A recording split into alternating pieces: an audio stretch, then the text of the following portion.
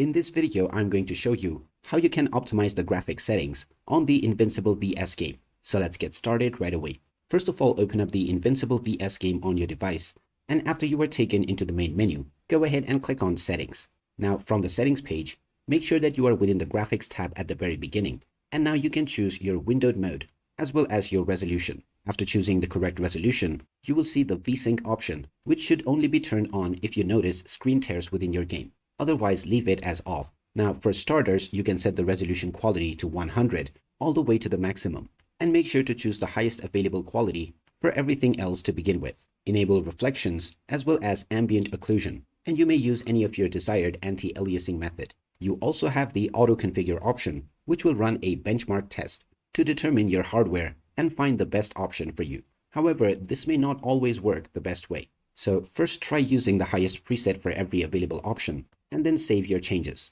Now keep these settings, and then go into a match and see how these settings feel. If you notice any performance issues, or if you're getting low FPS, then you can once again go back to settings, and now within the graphics tab, you can try reducing these qualities, mostly for the shadow quality and shadow type, by one step. You can also try turning off ambient occlusion and motion blurring.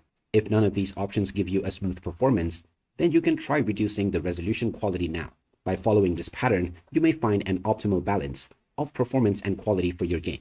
And there you have it. That is how easy it is to optimize the graphic settings on the Invincible VS game. If you find this video helpful, don't forget to hit that like button and subscribe for more helpful tips and tutorials. Thanks for watching, and I'll see you again in the next one.